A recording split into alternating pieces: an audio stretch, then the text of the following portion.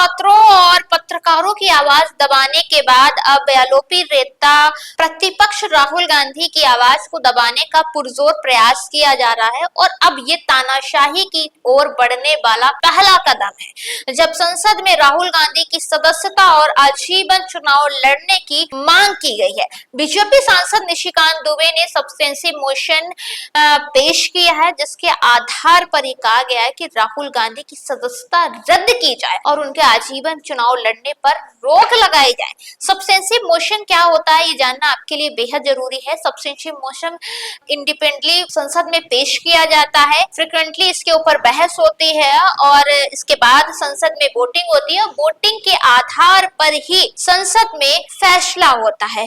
दोस्तों, जब से राहुल गांधी ने नरवणे की किताब और एप्स्टीन फाइल का जिक्र किया, इसके बाद से संसद में बवाल मच गया। यहाँ तक कि प्रधानमंत्री नरेंद्र मोदी ने धन्यवाद, राष्ट्रपति के अभिभाषण के बाद धन्यवाद करने का भाषण भी नहीं दिया और ये इतिहास में पहली बार हुआ और इतिहास में ये पहली बार होगा जब राहुल गांधी के खिलाफ सब्सटेंसिव मोशन प्रस्ताव पेश किया है बीजेपी सांसद निशिकांत दुबे ने।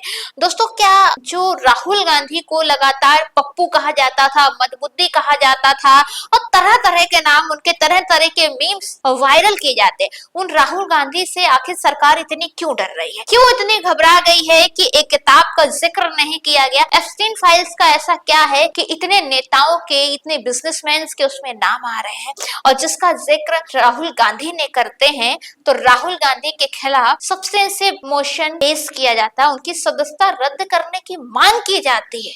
दोस्तों, जब एक नेता प्रतिपक्ष विपक्ष का, जब एक नेता कि सदस्यता रद्द हो जाएगी तो सोचिए क्या लोकतंत्र देश में बचेगा? जो एक्टिविस्ट अगर किसी की आवाज उठाते हैं उनको दबा दिया जाता है, पत्रकार आवाज उठाते हैं उनको दबा दिया जाता, छात्र अगर अपने हक की आवाज के लिए लड़ते हैं तो उनको लठियाया जाता है। और अब तो हद हो गई है जब विपक्ष के नेता एलओपी नेता प्रतिपक्ष की आवाज को दबाने का प्रयास किया गया है। तो जरा दोस्तों सोचिए आम जनता का अब हाल क्या हो सकता है जब नेता प्रतिपक्ष, विपक्ष का नेता संसद में आवाज उठाता है, जब उनकी भी आवाज दबा दी जाएगी तो आम लोगों का क्या हाल होगा इस देश में, थोड़ा आइडिया जरूर लगाइए। फिलहाल इस वीडियो में मेरे साथ इतना ही। वीडियो ठीक लगा हो तो चैनल को शेयर जरूर कर दीजिए, लाइक कीजिए नैन्सी पूछेगी को, और हमारे नए फेसबुक पेज नैन्सी पूछेगी 2.0 के साथ जुड़िए। निष्पक्ष पत्रकारिता में हमारा साथ दीजिए, समर्थन कीजिए और चैनल को आगे बढ़ाइए।